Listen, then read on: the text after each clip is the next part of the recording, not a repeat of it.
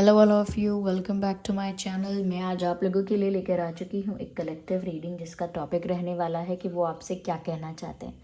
आपके पर्सन की तरफ से आपके लिए क्या मैसेज है, वो आपसे क्या बोलना चाहते हैं, क्या कहना चाहते हैं, हम ये जानने की कोशिश करेंगे। ये रीडिंग जनरल है, कलेक्टिव है। हो सकता है कि आपकी सिचुएशन के साथ एक्यूरेटली रेजोनेट करे, हो सकता है कि सिर्फ कुछ % रेजोनेट करे। तो आपको ओपन माइंडेड होकर ये रीडिंग सुननी है। ये रीडिंग सभी ज़ोडिएक साइंस के लिए है, हर उम्र के व्यक्ति के लिए है, टाइमलेस है। जब भी आप इस वीडियो तक पहुँचेंगे, यह आपके साथ तभी रेजोनेट करेगा, फिर चाहे आप इस वीडियो तक कितने भी समय बाद क्यों ना पहुँचे हैं। ओके व्यूअर्स, चलिए रीडिंग स्टार्ट करते हैं without wasting any more time. देखते हैं कि वो आपसे क्या कहना चाहते हैं। Message from your person. Message from your person. So Queen of Swords, Seven of Wands, the Fool card,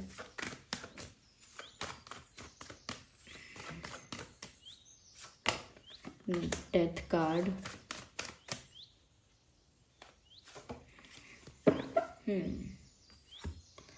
Eight of Cups. Interesting.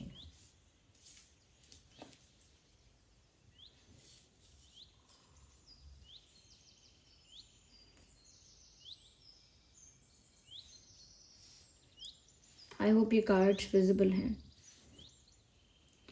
देखिए व्यूअर्स, वो आपसे क्या कहना चाहते हैं। देखिए, मुझे ऐसा लगता है कि आप लोगों के बीच ना कुछ ऐसा कन्फ्यूजन, कुछ ऐसी मिसअंडरस्टैंडिंग है, कुछ ऐसा है, या इन्होंने कुछ ऐसा किया है जिस चीज़ को लेकर इन्होंने आपको क्लैरिटी नहीं दी है, या इन्होंने एक्सप्लेनेशन आपको नहीं दिया है, या इन्होंने आपको चीज़ जो भी इन्होंने किया उस चीज़ को अभी तक क्लियर नहीं किया, जस्टिफाई नहीं किया।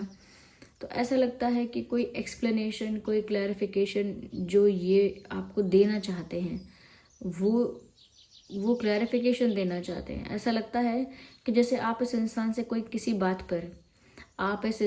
किसी बात पर कोई एक्सप्लेनेशन चाहते थे, कोई क्लैरिफिकेशन चाहते थे, जस्टिफिकेशन चाहते थे। तो मुझे ऐसा लगता है कि ये इंसान आपको कुछ क्लैरिफाई करना चाहते हैं। ऐसा भी लगता है कि जैसे क्लैरिफाई करने के साथ साथ, एक्सप्लेन करने के साथ साथ they have something to share, they have something to reveal. ऐसा लगता है कुछ इन्होंने छुपाया हुआ था, कुछ जो अब तक उन्होंने आपको बताया नहीं था, अपनी लाइफ सिचुएशंस को लेकर, अपने इमोशंस को लेकर, वो चीज़ें वो आपके सामने रिवील करना चाहते हैं। तो कुछ ऐसा जो उनके दिल की बात है, या कुछ ऐसा जो उनके जीवन की बात है, और वो उन्होंने आपसे छुपाई या आपको बताई नहीं थी। लेकिन ऐसा लगता है कि अब वो आपको क्लैरिटी देना चाहते हैं, एक्सप्लेन करना चाहते हैं, और बहुत सारी बातें रिवील करना चाहते हैं आपके सामने। मुझे ऐसा लगता है व्यूअर्स कि इंसान ये भी कहना चाहते हैं आपसे, I am fighting alone, and I am facing all the trouble. ये आपको बोलना चाहते हैं कि मैं अकेला ही सारी सिचुएशंस को हैंडल कर रहा हूँ या कर रही हूँ। मतलब मेरे ऊपर बहुत सारे ऑब्स्टेकल्स या चैलेंजेस हैं। तो उनके रास्ते में बहुत सारे चैलेंजेस, बहुत सारे ऑब्स्टेकल्स या बहुत सारे हर्डल्स हैं। ये ऐसा लगता है बहुत सारे लोग हैं व्यूअर्स, इनको अटैक करने वाले, इनको रोकने वाले, ये इनकी लाइफ में इंटरफेयर करने वाले, या कहीं ना कहीं इनके ऊपर कोई रिस्ट्रिक्शन लगाने वाले, अलग अलग तरह से। तो इनकी लाइफ में ना ऐसे बहुत सारे सिचुएशन, चैलेंजेस और लोग हो सकते हैं जिनको ये अकेले ही फाइट कर रहे हैं, टफ फाइट दे रहे हैं। पर ऐसा लगता है जैसे वन मैन आर्मी है बस, या वन वुमेन आर्मी है बस। ऐसा लगता है अकेले ही सारी परिस्थितियों को टैकल कर रहे हैं, अकेले ही सारी सिचुएशन को हैंडल कर रहे हैं, अकेले ही सब कुछ फेस कर रहे हैं, और अकेले ही टफ फाइट दे रहे हैं। तो कहीं ना कहीं व्यूअर्स वो आपको बताना चाहते हैं कि उनकी लाइफ में कैसे और कितने चैलेंजेस हैं, और किस टाइप के चैलेंजेस हैं। क्या ये लोग हैं जो इनके रास्ते में रुकावट बन गए हैं, या कोई और परिस्थितियां हैं जो रुकावट बनती हैं इनके लिए। तो ये सब वो आपको बताना चाहते हैं और शेयर करना चाहते हैं कि वो खुश नहीं है, वो खुद अकेले ही इतनी सारी चीज़ों को हैंडल कर रहे हैं, टैकल कर रहे हैं, टफ फाइट दे रहे हैं। तो ऐसा नहीं है कि वो ये सब छुपा रहे थे आपसे क्योंकि उसमें उनका फ़ायदा है।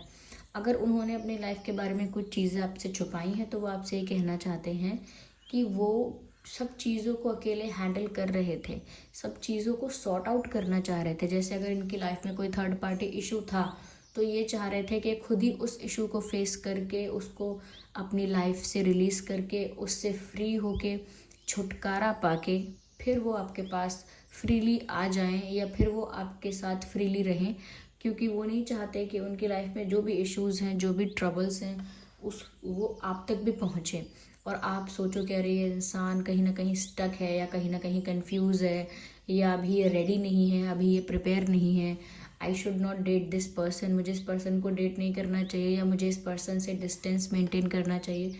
सो they don't want you to have second thoughts.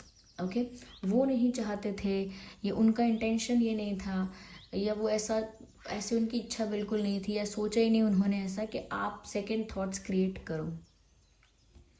वो बिल्कुल नहीं चाहते थे कि आप सेकंड थॉट्स क्रिएट करो, यानी कि दूसरा भी इरादा बनाओ कि अरे ये इंसान जो है वो अभी कहीं ना कहीं फ्री नहीं है कम्प्लीटली। तो वो नहीं चाहते थे कि उनकी ऐसी इमेज भी बने आपके सामने।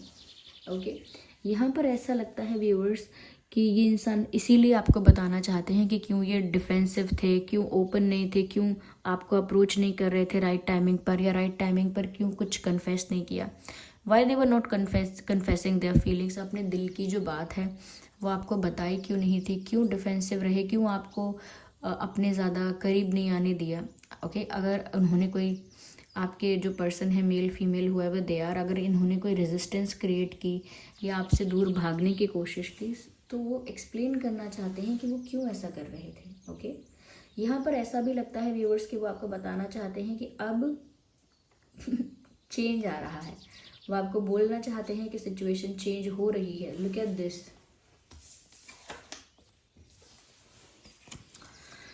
ये डेथ का कार्ड है यहाँ पे, ये बताता है कि कुछ एंड हुआ है।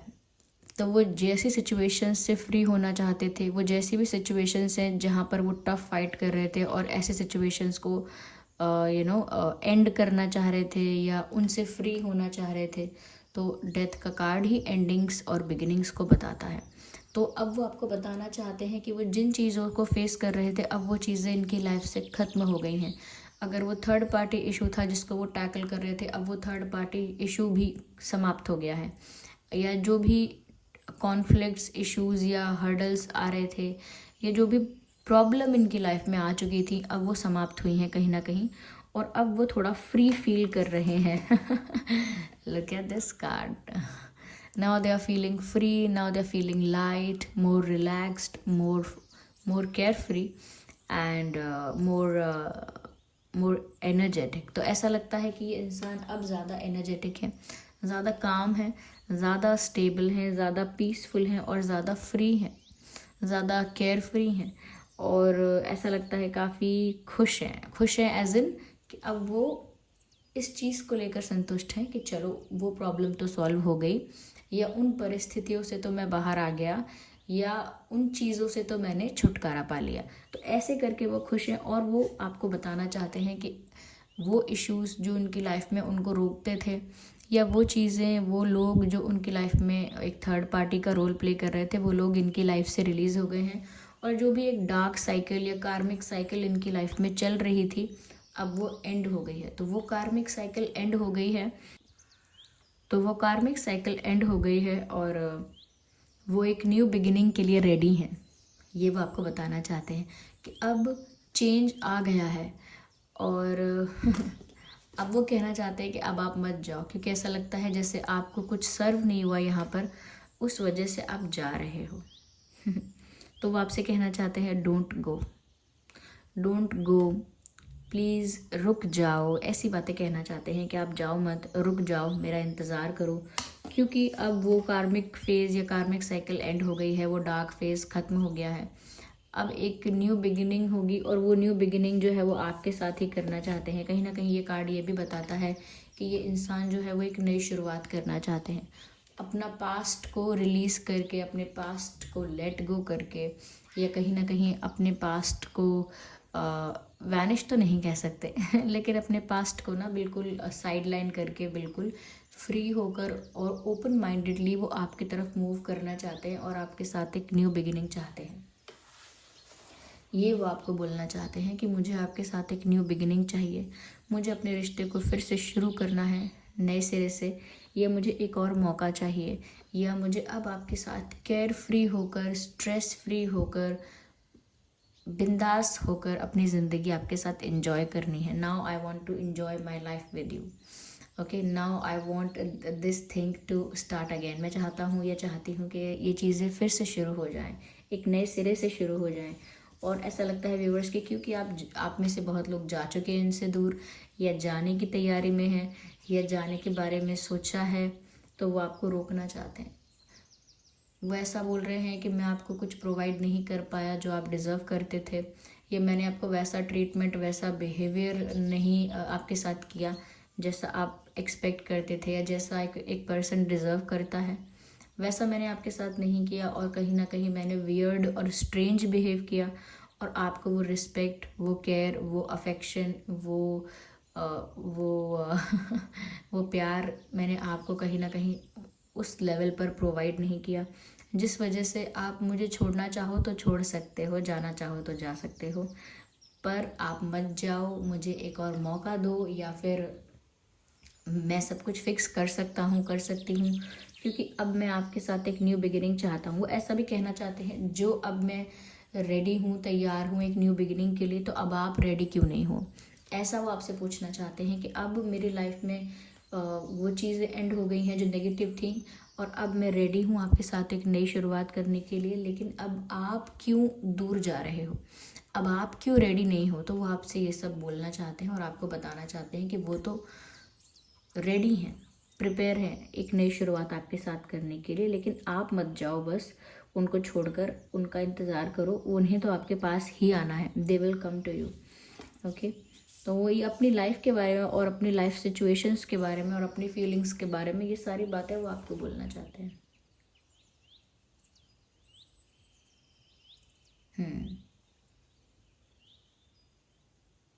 यहाँ पर कुछ इम्पॉर्टेंट डेट्स, इम्पॉर्टेंट नंबर्स हैं जो बताती हूँ मैं आपको.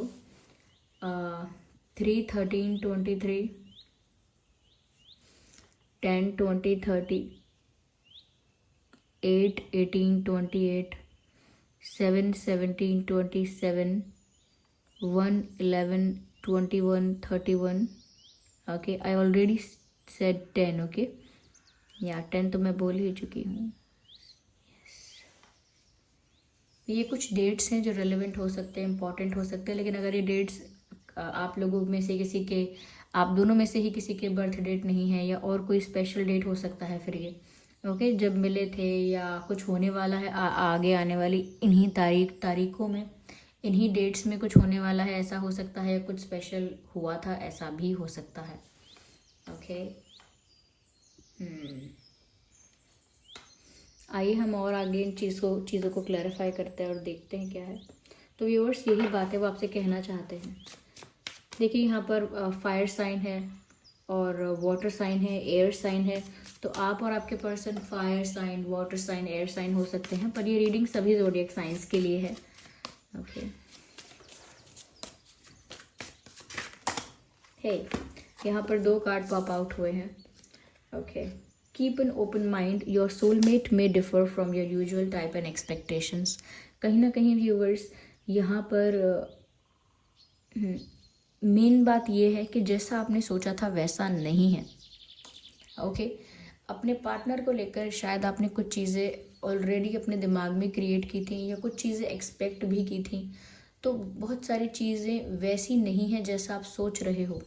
ओके, हो सकता है कि आपने कुछ एक्सपेक्ट किया अलग, आपने कुछ अलग सोचा, लेकिन वैसा नहीं हुआ. आपके लिए कह रही हूँ मैं ये. पर आपने अगर ये चीज़ कोई जज कर ली है, या एक बात अपने मन में अपने आप अज्यूम कर ली है कि ऐसा ऐसा है, इस इंसान ने मेरे साथ ऐसा करना चाहा, या कहीं ना कहीं आपने इनका इंटेंशन, इनका बिहेवियर, या इनकी फीलिंग्स, अगर सब कुछ आपने जज कर लिया है, तो वो आपको नहीं करना है. थोड़ा सा ओपन माइंडेड होकर आपको चलना है इनकी तरफ, क्योंकि ये इंसान जो है, उसकी सिचुएशंस अगर कोई नहीं जानता होगा अच्छे से, किसी को नहीं पता होगा, तो वो यही सोचेगा कि ये इंसान झूठा है, चीट करने वाला है, या फिर मैनिपुलेट करने वाला है, या बातें छुपाने वाला है.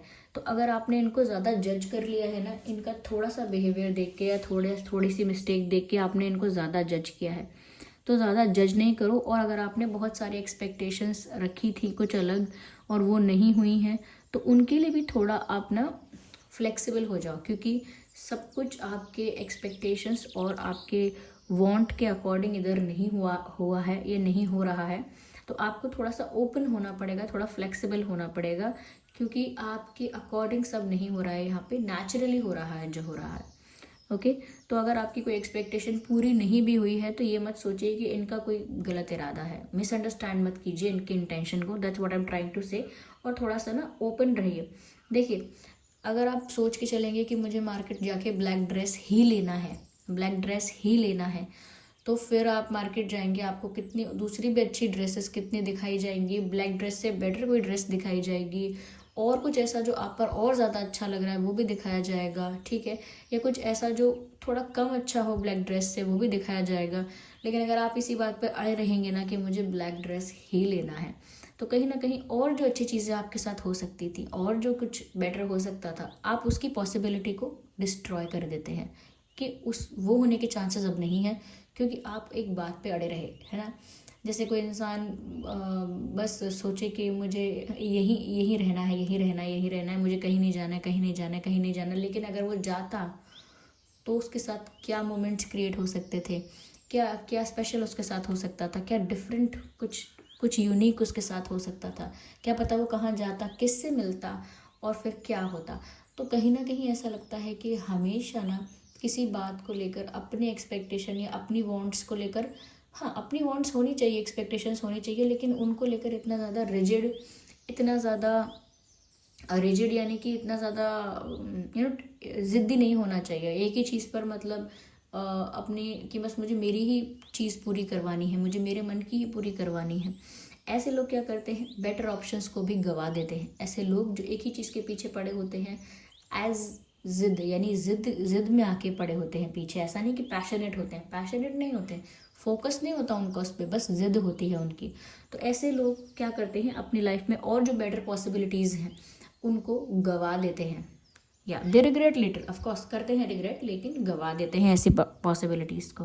तो यहाँ पर आपको अपने एक्सपेक्टेशंस और अपने टाइप और अपने डिमांड्स को, सब चीज़ों को ना रखना है, लेकिन उसके लिए ओपन भी रहना है कि अगर ऐसा नहीं होता है तो कुछ और होगा, तो मैं उसके लिए भी रेडी हूँ। जैसे कि ब्लैक ड्रेस लेने जा रही हूँ, अगर ब्लैक नहीं मिली, कोई उससे अच्छी मुझे कोई दिखी तो मैं वो ले लूँगी या वो ले लूँगा, ऐसे करके।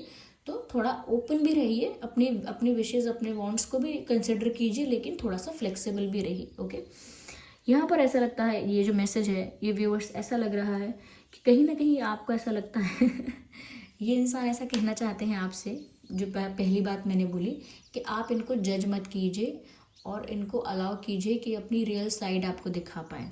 दूसरी चीज़ ये आपसे ये भी कहना चाहते हैं कि अगर आपको ऐसा लग रहा है कि इनके दिल में प्यार नहीं है, या इस रिश्ते में अट्रैक्शन, केमिस्ट्री कुछ है नहीं, सब खत्म हो गया है, तो ऐसा नहीं है।